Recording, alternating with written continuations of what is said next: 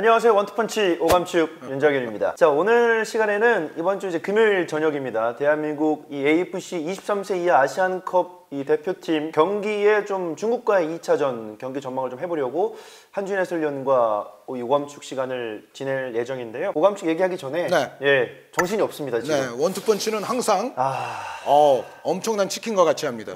우리 60개 치킨, 그리고 윤장현 아나운서는 아마 오늘 처음 드셔보실 것 같은 크랑이 치킨이 왔습니다. 이 TMF 시간대 또 한준 위원님과 이명철 위원 이 두 분이 크랑이 치킨 굉장히 맛있게 드시더라고요. 아니, 부러웠습니다. 이명철은 이름 바꿔야 돼요. 바사삭으로. 임바삭. 임사삭. 임사삭. 그 먹는 거 자체가 바사삭이더만. 대단했어요. 워낙에 60개 치킨을 이명철 의원이 좋아하고 맛있게 먹는 데다가 진짜 효과음이 필요가 없어요. 그냥 바사삭 소리가 나는 크랑이 치킨. 저희가 자신 있게 소개드립니다. 저도 한번 오늘 먹어보겠습니다. 그렇죠. 저 윤장현 아나운서가 마요르카 다녀온 다음에 처음이죠 오늘. 마요르카에서 혹시 치킨 드셔보셨어요? 치킨 안 먹었습니다. 치킨 안 먹었죠? 이날 만에 기다렸습니다. 아마 이 60개 치킨이 크랑이 치킨 드셔보시면 마요르카에도 아마 수출이 가능하지 않을까. 그 정도의 맛이다 라고 저는 먹어봤거든요. 자, 이제 윤장현 아나운서가 오늘 크랑이 치킨을 시식을 하시겠습니다. 좀 눈이 번쩍 떠지는데 드디어 크랑이 치킨입니다. 바사삭 소리 들려요. 바삭바삭하네요. 그 원인이 뭐냐? 지난번에도 말씀드렸다시피 크크크 치킨의 콘크럼블, 그리고 호랑이 치킨의 콘프레이크가 결부가 되면서 정말 바삭하고 맛있고 약간 알싸하기까지 한 그러한 맛을 느낄 수 있는 크랑이 치킨입니다. 이 어흥어흥 되는 이제 크랑이 느낌이기 때문에 호랑이 기운이 솟아나는데요. 금요일 밤 한국 시간으로 축구 보시기 딱 좋은 10시에 이 한중전이 기다리고 있습니다. 이 60개 치킨에 크랑이 치킨 여러분 맛있게 드시면서 치킨도 맛있게 드시고 우리나라 23세 이하 연령별 대표팀에 정말 이승재도 계속 응원해 주시면 감사하겠습니다. 바삭하게 잘 드시네요, 위원님.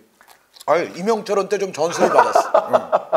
이제 본격적으로 오감축 23세 이하 아시안컵에 대한 얘기를 해보도록 하겠습니다. 크랑이 치킨으로부터 호랑이 기운 잘 받았고 이 호랑이 기운을 저희가 이 오감축을 통해서 카타르 도하 우리나라 선수에게 좀 잘 전달을 해보도록 하겠습니다. 한국 시간으로 이제 화요일 새벽에 우리나라 이 연령별 어린 선수들이 아랍에미리트와의 1차전에서 일단 신승을 거두는 데 성공했습니다. 결과를 가져갔다는 것 자체만 놓고 봤을 때는 그래도 만족스러울 만한 경기였어요.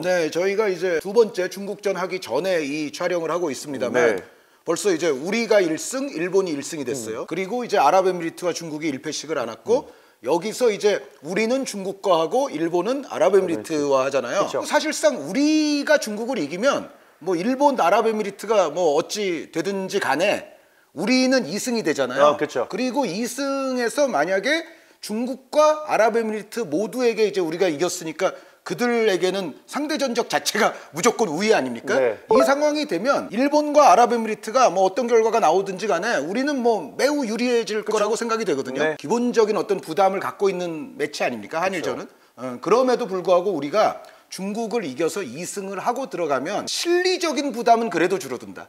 상당히. 물론 이제 일본과의 대결이라는 그런 어떤 상징적인 측면에서의 부담은 여전히 남는 매치이기는 하겠지만 일본과의 경기를 이게 승점을 뭐 3을 따야 되는지 뭐 1을 따야 되는지 그거를 계산하면서 한일전 하는 것보다는 그래도 승점 면에서는 뭐 상관없지 라는 생각으로 한일전을 들어가는 게 좋기 때문에라도 중국전에서는 그냥 딱 이기고 그냥 끝내는 게 좋다. 3차전 한일전에 뭐 한일전이라는 특수성에 의한 경기이기 때문에 이기고 기분 좋게 조 1위로 올라가면 좋긴 하지만 사실 우리나라는 조별리그 통과가 목표가 아니라 결국엔 올림픽 본선 진출 더불어서 뭐 우승까지 하면 좋은 이번 대회이기 때문에 한일전에 약간의 로테이션 또는 조금 실리적인 경기를 하더라도 말씀해 주신 것처럼 중국과의 경기를 좀 잘 소화하고 노가웃 스테이지 진출이라는 가장 큰 목표를 이루는 게 좀 가장 중요할 것 같습니다. 지금 윤장현 캐스터가 분명히 아주 좋은 측면을 지적을 해 주신 거예요. 그러니까 8강이 어쩌면은 가장 고비길이 될 수가 있습니다. 지금 뭐 저희가 첫 경기만 마친 상태에서 촬영을 하기 때문에 이후의 결과가 달라졌을 수는 있어요. 그런데 어찌됐건 카타르, 호주 뭐 이 팀들 중에 한 팀을 만날 확률이 높지 않습니까?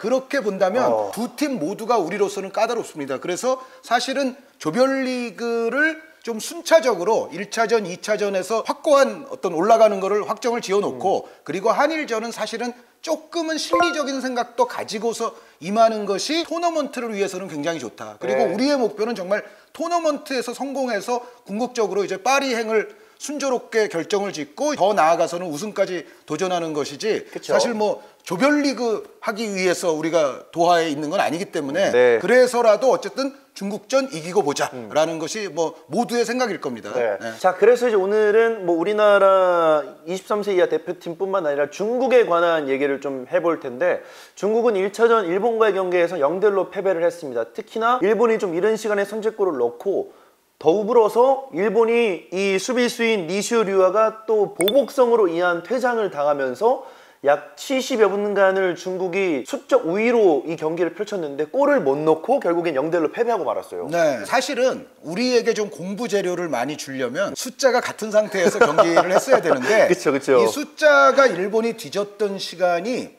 너무도 길었습니다. 네. 17분경에 나갔거든요. 그쵸. 니시오 센터백이. 예. 그런데 추가 시간이 또 이날 전반도 상당히 길고 후반도 뭐 짧은 편이 아니었어요. 그래서 그거 저거 다 따지면 일본이 사실상 10대 11로 경기한 게 거의 90분입니다. 그러네요. 예. 네. 추가 시간까지 고려하면. 네, 추가 시간까지 고려하면 그러니까 거의 한 경기를 10대 11로 치렀는데 중국은 골을 넣지 못했어요. 그래서 어떻게 보면 일본에 대해서보다는 그래도 중국에 대해서 좀 더 많은 거를 알 수는 있었습니다. 아. 네, 중국의 어떤 공격에 있어서의 저조함 그리고 예. 공격에 있어서의 단순함 그런 거는 좀 많이 노출이 됐던 경기고, 상대적으로 퇴장당하기 이전 시간대까지만 어떻게 보면 일본의 진짜 실력이었다고 볼 수 있지 않습니까? 그래서 일본에 대해서는 오히려 조금 우리가 얻을 자료가 그렇게 풍부하진 않았던 그런 한 판이 됐었어요. 네. 중국은 그래도 패배하긴 했지만 본인들도 원하는 올림픽 진출 티켓을 위해서는 우리나라의 경기에서는 정말 최소한 승점 1점, 뭐 이들에게 좋게는 승점 석점을 따기 위해서 좀 공격적으로 임할 것 같은데, 우리나라가 조금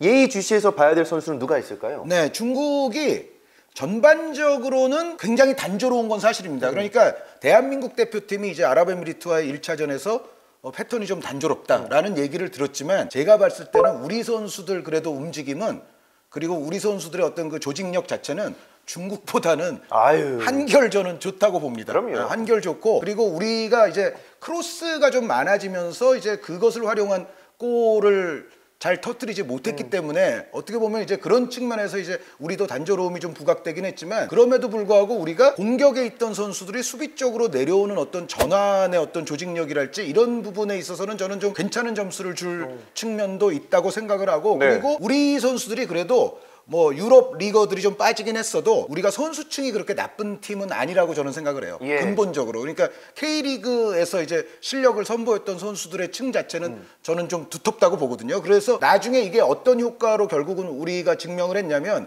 교체 멤버들이 그래도 활약을 했잖아요. 그쵸. 예, 교체 멤버들이 활약을 했고, 원래 들어갔던 선수들과 우리의 교체 멤버들이 약간씩 스타일들이 다릅니다. 그러니까 예를 들어 조현택 선수와 이태석 선수가 조금은 다른 스타일이고요. 다르죠. 중앙 미드필드에서도 예를 들어 김민우 선수가 투입이 됐는데, 김민우 선수가 또 기존의 다른 선수들과는 또 좀 다른 스타일이고, 우리 대표팀은 약간씩 다른 스타일의 선수들을 그래도 포지션마다 보유를 하고 있기 때문에 지금에 와서 엄청나게 큰 폭으로 어떤 단조로움을 한 방에 향상시키기는 쉽지 않더라도 예. 선수들을 좀 잘 바꿔가면서 조합을 하게 되면 그 선수들의 성향으로 인한 다양성이 그래도 대한민국은 더 많이 나타날 수 있는 잠재성이 저는 있는 팀이라고 생각을 하거든요. 근데 여기서 한 선수를 빼놨어요.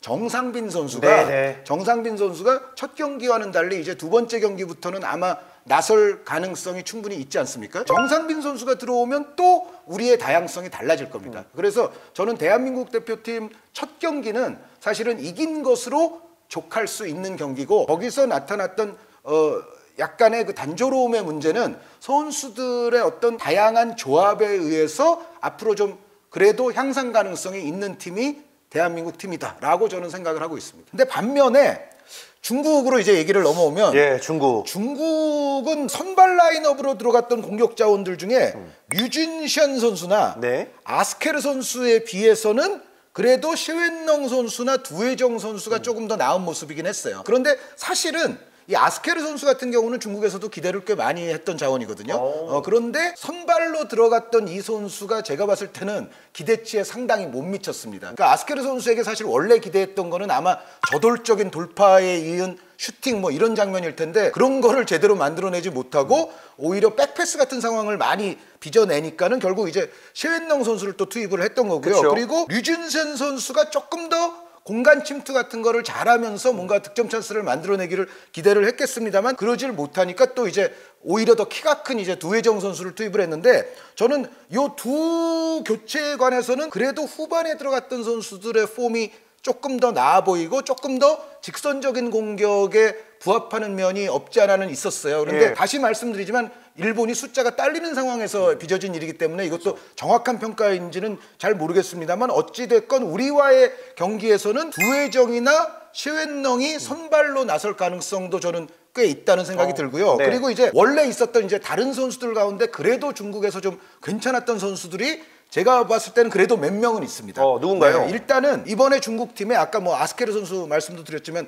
이민족계 선수들이 꽤 있지 않습니까? 예. 네, 이민족계 선수들이 한 4선수 정도 있는데 그 가운데에서도 신장이 크면서 오른쪽 측면, 왼쪽 측면, 뭐 센터포워드 위치까지 모두 소화할 수 있는 압두엘리 선수. 등번호 9번. 네, 이 압두엘리 선수는 전체적인 중국이 공격을 진행하는 데 있어서는 상당히 핵심적인 역할이라는 생각이 들고요. 일단 이제 중국의 어떤 전략을 보면 압두엘리 선수가 키가 큰 편이면서도 유연하고 어느 정도 이제 볼 키핑이라든가 돌파 같은 게 되더라고요. 물론 아주 민첩하거나 아주 빠른 스타일은 아닌데 압도적이진 않았죠. 아주 압도적이거나 그렇진 않은데 그래도 어느 정도는 볼을 갖고서 상대 수비를 상대할 수가 있고 여기에 이제 피지컬도 좋기 때문에 상대와의 몸싸움에서도 쉽게 밀리지 않는 이제 그런 게 있다 보니까 일단 압두엘리 선수 쪽으로 볼을 전달을 해서 한쪽 측면으로 좀 상대 수비를 몰아놓고 그로 인해 발생하는 다른 공간을 활용하는 뭔가 이제 그런 전략이 일단 중국은 한 가지 있다. 그래서 압두엘리 쪽으로 이제 볼이 진행이 될 때 거기서 이제 돌파를 당하지 않음과 동시에 또 압두엘리에게 너무 또 선수들이 몰려갔을 때 다른 쪽의 공간을 너무 내주지 않는 그런 수비가 우리로서는 이루어져야 된다는 생각이고 어쨌든 이 압두엘리 선수는 중국 입장에서는 꽤 중요한 선수로 보입니다.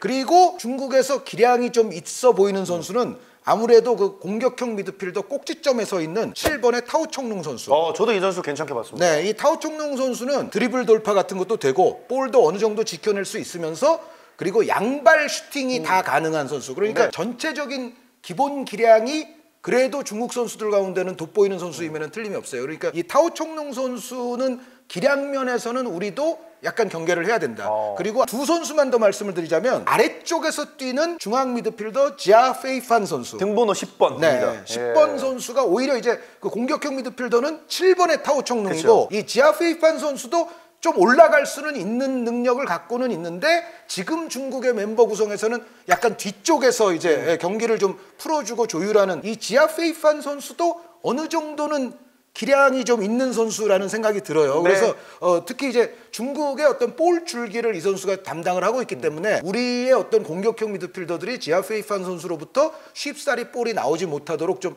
사전에 견제해 줄 필요는 있겠다라는 생각이고 마지막으로 말씀드릴 선수 딱 한 명 더 있는데 오른쪽 측면 수비로 뛰는 5번의 주우에 선수. 주우에 선수가 이 선수는 제가 봤을 때는 두 가지가 있어요. 측면 수비임에도 불구하고 키가 185cm 정도 됩니다. 그러니까 딱 봐도 좀 측면 수비로서는 커 보이거든요. 근데 이 선수가 올라왔을 때 중국이 사용할 수 있는 전술이 측면 쪽으로 좀 길게 올렸을 때는 이 주혜 선수의 오히려 머리를 활용할 수가 있다.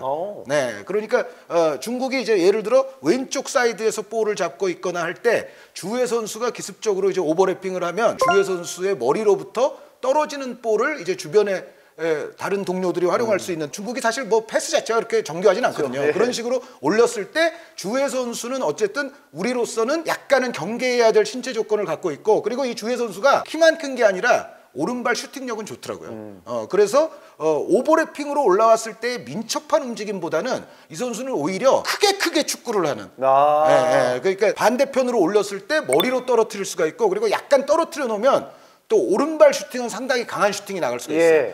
그래서 요 주혜 선수는 제가 봤을 때 아주 뭐 민첩한 우리가 전형적으로 생각하는 오버래핑과의 풀백은 아니지만 그래도 제가 봤을 때는 특색이 있는 선수. 제가 여태까지 중국 말씀드린 거는 일단 압두엘리와 타오 청룽은 뭔가 좀 에이스급 그런 활약을 그쵸. 하는 선수들이고요. 네. 중국에서. 여기에 이제 뒤쪽을 바치는 미드필더인 지아 페이판 페이판. 선수. 그리고 신체 조건과 오른발 능력을 갖고 있는 주의 오른쪽 수비수. 여기에 그리고 셰윈농 선수는 이 아주 민첩한 스피디한 돌파가 어느 정도 되거든요. 뒷공간 공략하더라고요. 네, 그리고 두혜정 선수가 신체 조건이 크면서도 제가 봤을 때는 경기에 좀 연관되는 비율이 나쁘지가 않은 것 같아요. 제 생각에는 그 류진센 선수나 아스케르 선수가 아마 우리와의 경기에서는 벤치로 갈 가능성이 있고 후반전에 나왔던 셰웬농과 두혜정 여기에 이제 타오총룽, 압두엘리 뭔가 이제 이런 식으로 공격 라인에 4명이 형성이 되고 여기에 이제 주혜와 지아 페이판까지만 좀 조심하면 전반적으로는 뭐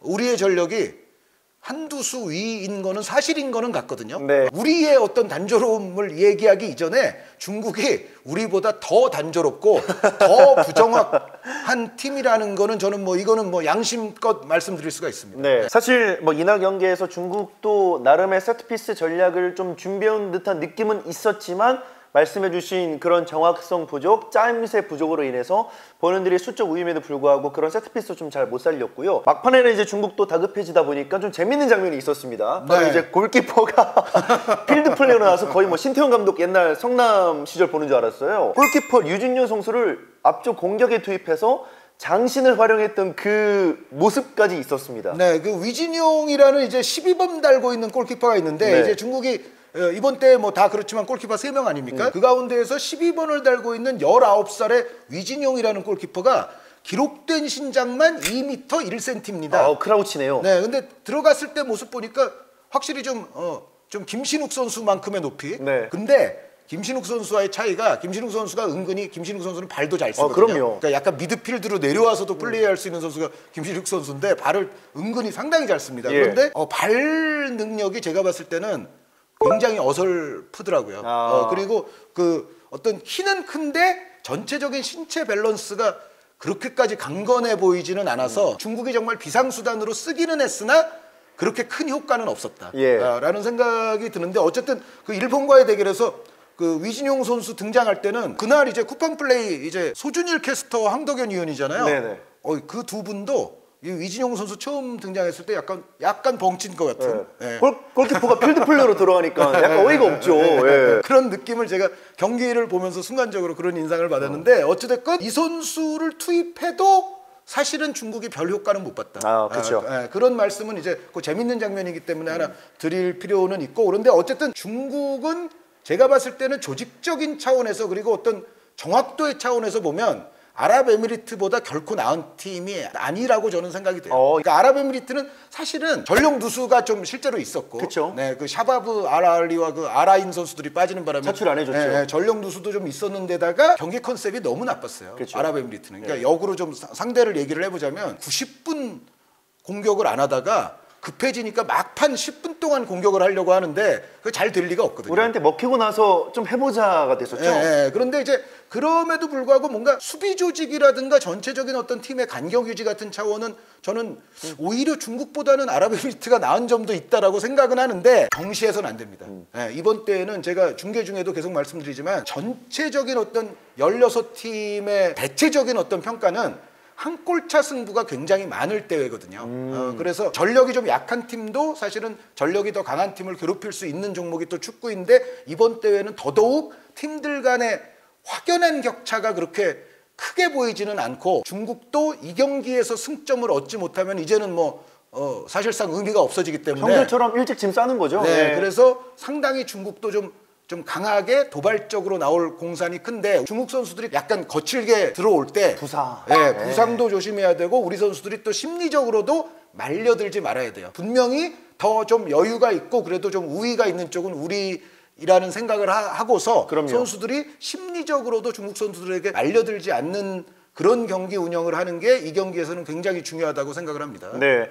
뭐 이제 중국의 전력과 그리고 주요 선수를 좀 말씀드렸는데 사실 냉정하게 따져봤을 때는 그래도 누차 설명해 주셨지만 우리나라 선수들이 괜찮은 전력과 더불어서 컨디션이 다 좋다는 전제하면은 뭐 한 2골차, 3골차 정도까지 바라볼 수도 있을 만한 상황이 될 것 같습니다. 네, 근데 2골차, 3골차 정도까지 말씀하시는 거는 너무 설레발 방지법에 의해서 좀 금지된 행위를 지금 하신 거거든요. 네, 승리만 바랍니다. 그렇죠. 네, 정말 중요한 승리 아닙니까? 그렇죠. 1차전도 중요하지만 2차전을 성공하면 승리하면 이제 3차전 좀 조금 후를 털고 갈 수도 있거든요. 네. 실제로 이제 이 아랍에미리트와의 첫 경기를 한준 해설위원, 이근호 해설위원 제가 이렇게 좀 중계를 했었는데 끝나고 나서 이제 이근호 해설위원이 좀 가장 많이 했던 얘기가 다 필요 없어. 이겼으니까 잘 됐어. 이 부분이었거든요.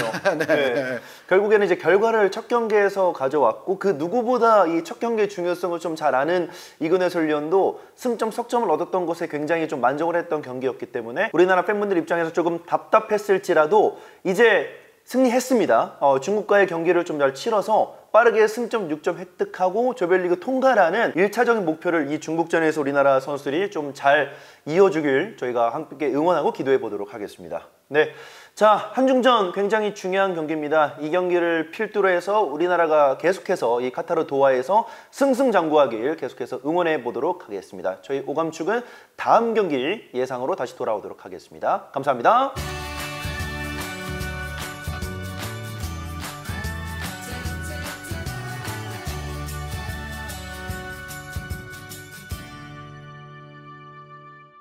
내가 원래 치킨을 하나를 더 먹는 사람이 아니거든. 자, 원투펀치 찍으면서 녹화 들어가기 전에 좀만 더 먹고 갑시다 한 거는 이거 치킨 처음인 것 같아요. 스페인 같은 데는 이제 KFC 같은 게 있긴 한데 기본적으로 닭 요리를 잘 안 먹지. 그러니까 뽀요라고 해서 그 닭고기가 있는데 빠에야에도 닭고기가 들어가는 게 있는데 그래도 웬만한 현지 스페인 분들한테 물어봤거든요. 어떤 빠에야가 제일 맛있냐? 그랬더니 무조건 해산물. 사실 해산물이랑 돼지고기가 좀 믹스가 많이 되고 돼지고기랑 해산물이 워낙에 좋아서